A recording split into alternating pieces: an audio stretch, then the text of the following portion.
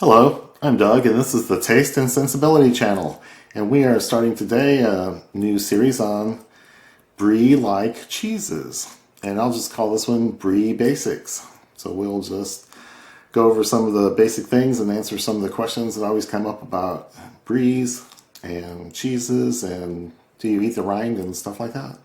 Let me just recap how I got into cheese as a more serious student. It came from a whiskey and cheese tasting I did in 2019. And the whiskeys were all good and the cheeses were all good, and the woman who presented the cheeses was just excellent. Great presenter, great communicator, and she had books for sale. The Book of Cheese by Liz Thorpe. And I had her sign it and got home and read it, and I realized, wow, that I can understand cheese. I used to think it was like wine or unfathomable, complicated area with way too many countries and kinds and regions and types.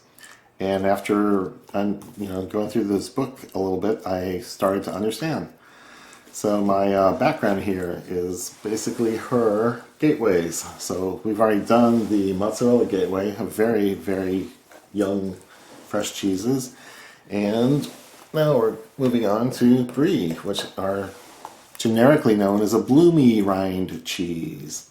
And then all her other gateways are in here, and I'll get to them in the coming years, but it's she's got 9 different groups, including misfits and things that are hard to categorize. So we will get to all these things, but this is basically her Brie chapter in her book, The Book of Cheese. So just let me show you a couple things. She has a flavor spectrum and availability spectrum here. So this is part of her Brie chapter. So this is approachable down here, and these are more funky or intense flavors, stronger, bolder flavors. And then these are like supermarket type items, so you should be able to find these everywhere. And then these are more specialized. You'd have to go to a cheese shop, or there might just be one place. Might be one creamery that makes it, and maybe they have nationwide distribution, and maybe they don't. So things we're looking at are pretty basic, so they're going to be done at this available end and not very intense. And we're doing this guy in double creme brie and triple creme brie and goat brie, and yeah, so we're at the easy end of the shallow end of the pool here.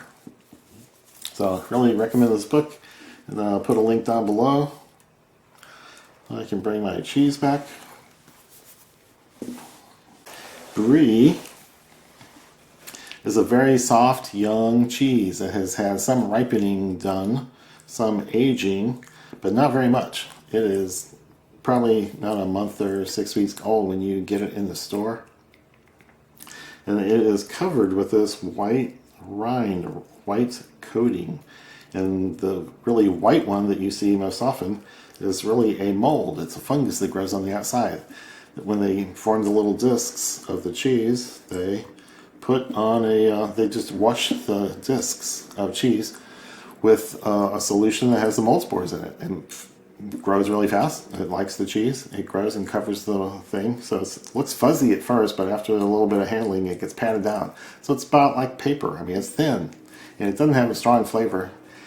And the flavor it does have is mushroomy and fungal. So you don't have to have your nose right on it to smell it. I'm getting a whiff of it here, but it's subtle and it's not intense. It's not real bold. But if you're not a mushroom person, maybe the Brie isn't for you. So we have here several different types of Brie. And Bries, I mean, they don't have to be named Brie to be a Brie, basically. I've got one from France here. It's a double cream cheese, but they don't say Brie anywhere on it. And then I've got a domestic double cream, domestic triple cream, and a goat Brie, and they all say Brie. So it's not a category with a lot of rules. So what's all this double cream and triple cream stuff? Well, it's usually French, so it's like Crème, with a funny mark over one of these. But that is just a fat level. It's not just made from milk, it's made from milk that the cream has been added to. So it's usually cow's milk, and if you make it traditionally, the Brie that's in France, and they always have this white moldy rind on the outside. And the double cream brie maybe came about maybe 1850, and they made it for years and years and years after that. That way, that indicates a fat level that's between 60 and 75% of the dry matter. These cheeses are probably half water, and they're variable. They lose water. So you don't want to, have your measuring stick, something that's going to change. So they just call it the dry matter, the fat of the dry matter. And that's what the 60 or 75% is referring to. So if you cut it in half, it's like 30 to 42, 43. So this is a domestic double. I didn't bring the containers. I was going to show you those. Okay, so it's very common for a brie to come in a little disc in a little box. They sometimes when they get older, they get runny, and you want to kind of keep it all inside here. So that's what the wooden boxes and most American ones are cardboard boxes.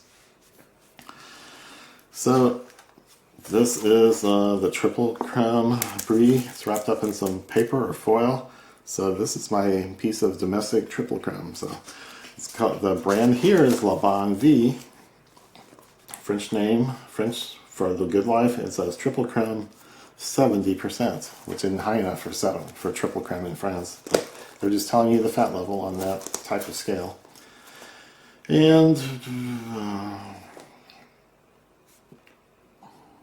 this company is based in Atlanta. So these two are domestic from Atlanta. Then this is French, Fromager d'Affinois. And so this is their double cream, bloomy rind cheese. And then their next one up, their triple creme, is called Excellence, but I looked and looked and looked around here and didn't find it in the usual stores that I go to. I did find their sheep milk product, so that's got twice the fat just from big sheep. So I will try that one instead. And then the last guy here is a goat brie from a Canadian creamery. So we'll just taste through and point out the differences. Can I tell the difference in the fat? Can I tell the difference in the country? Can I tell the difference in the animal supplying the milk? So that's kind of what it's going to be here. A lot of people ask, do you eat the rind? Well, yes, it's not that big of a deal. It's a tiny bit harder and tougher. And it's really protection for the cheese. The cheese is very soft and squishy, kind of liquidy, and as it gets older, it gets a little more runny. I don't think the high fat content cheeses do that so much, but the double creme is going to get a little more runny and fluid and flow, and it might be spoonable at near the end of its useful life. Oh, that's another good thing that Liz points out is the way bries have a kind of a life cycle, or they go through different phases of their lives. So they're underripe at some point, they're really young, they're underripe, then they're almost ripe and perfectly ripe, and then overripe, and then like no one would want to eat this thing. Anyone that smells it or is in the same room with it is going to want it. So it's kind of that scale. So near the end, these things might almost be runny and fluid and spoonable, and hence the need for boxes like this. And these are just the little small discs. They come in much bigger discs that are a kilogram or 2 kilograms or maybe bigger. And lots of wedges you see in grocery stores or cheese shops are cut from those much bigger discs. So I am going to grab a knife and grab a cracker.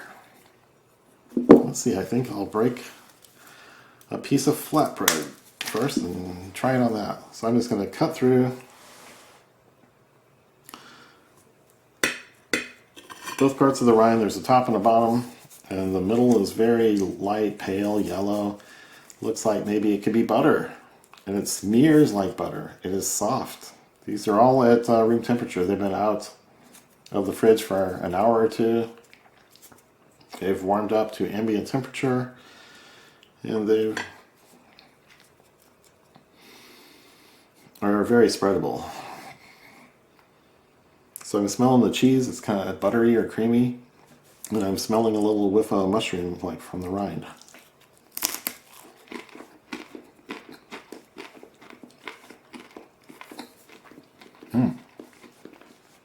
Good amount of salt. Flatbread flatbread is unsalted. Cheese has plenty.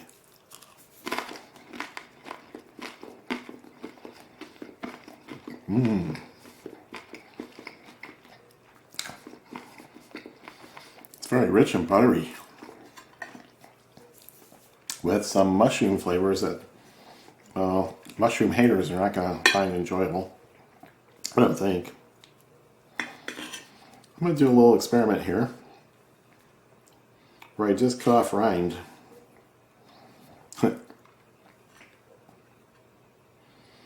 So maybe the overhead camera will pick that up. So this is just rind as far as I can tell, which is a little tougher than the interior, which is smooth and buttery and gets soft. When you warm it up to room temperature, the rind part is not quite like that. It's a little more like paper or cardboard.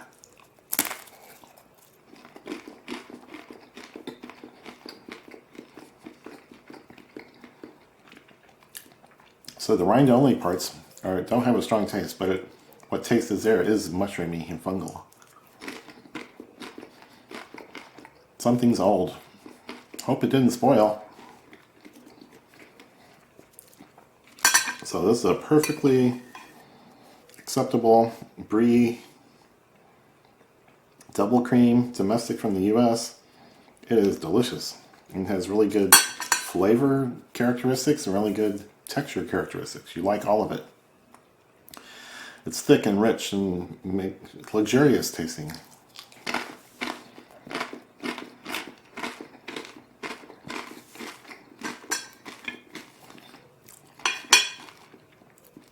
Okay, now knife storage. I don't know what I'm going to do. Now I'm going to move on to the domestic triple crème. So more flatbread.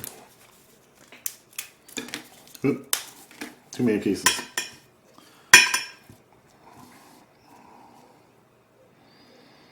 I'll try to cut a little bigger slab. It looks about the same. Might be, I don't know, paler? That's about the same.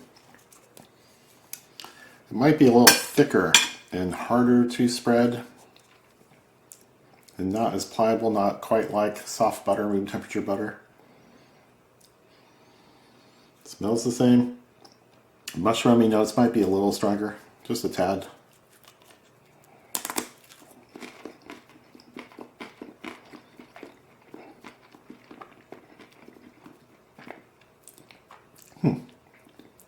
Okay, wow.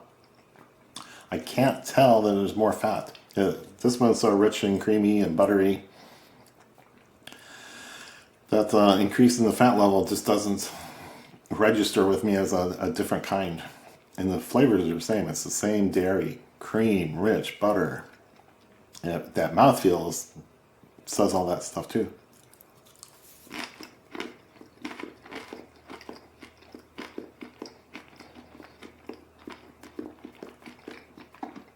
Maybe a tad less salt, or maybe I'm just used to it. The shock is over. So minimal differences between these. So I'm getting a little more mushroom and a little less salt. And it might be me, or it might be the cheese is actually that way. Mouth rinse. So the rind is perfectly edible and contributes some of the more important flavor notes when you get into all the whole world of Brie and Brie-Like cheeses. Lots of flavoring is right there underneath the rind, and it continues to put out those flavors and put out chemicals that turn it into the runny mess that it might eventually be inside that box. So sometimes you cut open a Brie and it just all runs out into the middle, and that's just one of the stages of the Bries. And I think that tends to happen only with the lower fat contents, but I could be wrong. I'm not an expert in any sense, and I've only dealt with a couple of the runny ones. So I am now going to move on to the French double crème cheese here, which is from a company called Fromager d'Affinois, and Fromager means cheesemaker, I think. I'm cutting off part of this irregular blob on the side, so I'm getting more cheese and less rind, but they're both there. Oh wow, that is a big wad.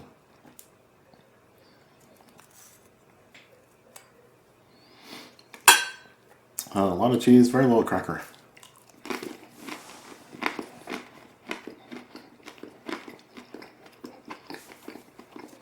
Mmm. Mmm. Okay, that's it. That's my favorite. I thought it would be, but it's sweeter. It's got all the creaminess and fat and mouthfeel and buttery flavors and creamy flavors, but it's just a tad sweeter and smooth, silky. The mouthfeel is even smoother and nicer than these things were. So that is spectacular. And I think there's less salt than these guys had. So that would appeal to me. I like salt. I'm a salt hound, but didn't do you a lot of good. I'm going to take another wad, put it on one of these multi-grain crackers. Just because I want to eat more of it. It's really, really good. I thought this would be my favorite. It is.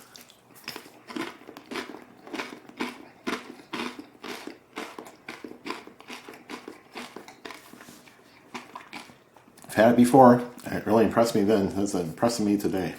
Very good. So I failed to mention the name of the rind organism. It's a mold called Penicillium candidum. And if you see this nice pure white color, that's almost certainly what the organism is, and it's going to give you the mushroomy notes. And I'm thinking that this Brebicet, if that's how you say the name, is got a different organism, because I'm not sure it's as white. Okay, the white is out there. But there's another kind of mold that they use called camembert. I didn't bring my camembert box to show you, but I think most people have heard of camembert. It's a kind of cheese, and I think it's just a little more funkier, a little more fungal, a little more mushroomy, and more flavors that maybe not everyone would like. So I was thinking this might be that one, but I think it's got enough white stuff that's I can tell. But I want to go for this sheep milk cheese and see how it's different. So I'm going to cut off the slab on this end, and I'll put it on a saltier vegetable cracker and hope it's not too much salt. Sheep milk has about twice the fat, so it's kind of going in the triple creme direction. The smell is not noticeably different.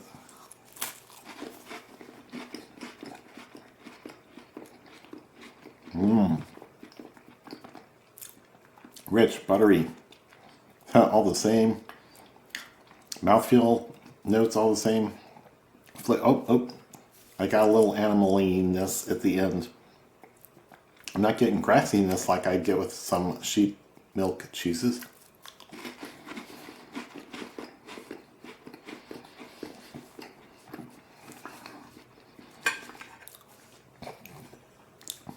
Oh, that's good.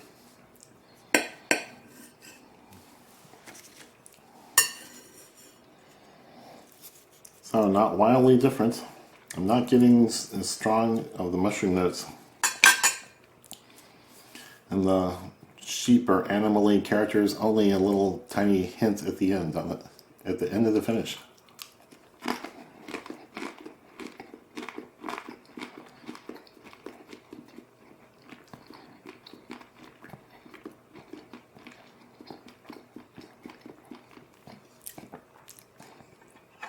Yep, there's a little bit of the mushroomy funkiness. I do taste it from the rind. And on that second cracker, I couldn't really tell anything about the animal-y sheep notes or anything like that. So, oh, there it was, way after, way at the end. Wow, interesting. And it's not offensive; it's just a light little note.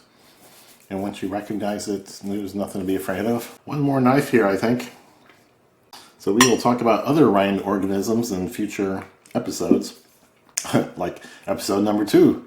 The next one's going to have a different organism that we'll just talk about the details then, and not give you all these scientific names for molds and yeast and things. We just want to eat cheese in this intro. So I'm going to put a little bit of this goat brie from Canada onto a piece of flatbread, and I'm expecting to be able to taste goat milk notes.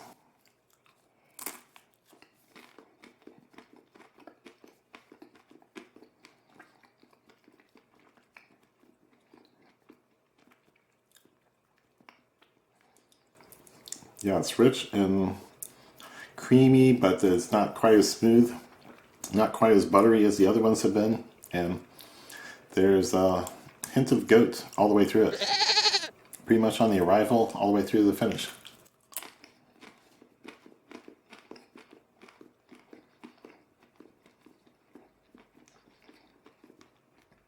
It's a little different, it's a little animal-y, it doesn't bother me. But I could blind taste this and tell it came from goat milk.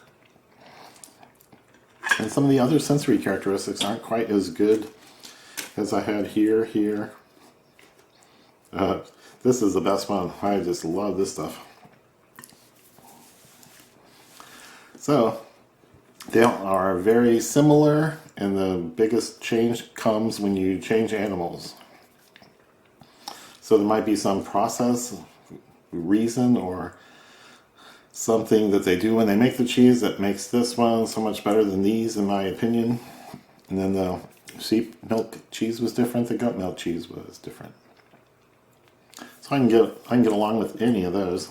And now I'm going to move on to do a little pairing to see what kinds of things go with this creamy, buttery, and only slightly funky cheese. I'm spreading a little dab of the domestic double crème, and I'm going to put on a little piece of, okay, not a little piece, the whole mission fig. It's a dried mission fig from California. So we'll see if that goes with the cracker and cheese. It's a lot of chewing.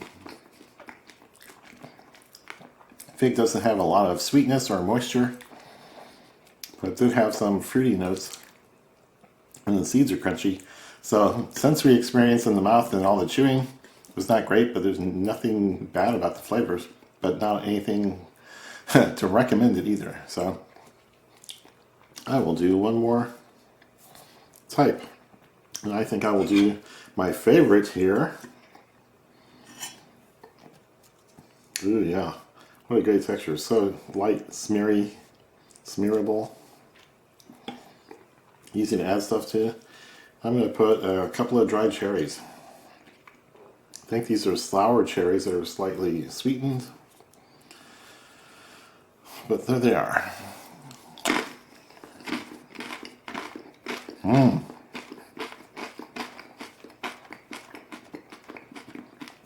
That's excellent.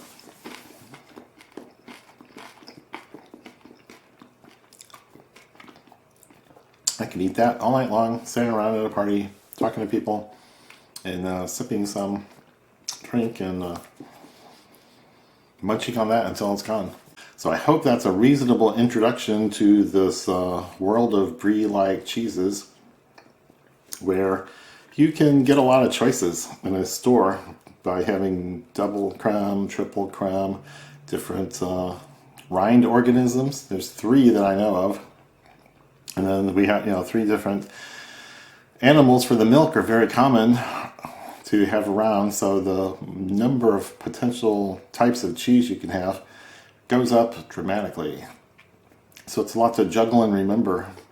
Thanks for watching this, and please give this video a thumbs up, and leave questions and comments down below. And subscribe. Click that bell to get notified when the new videos come out, at least on Mondays. I hope on Mondays. We'll see how it goes. And that's all for now.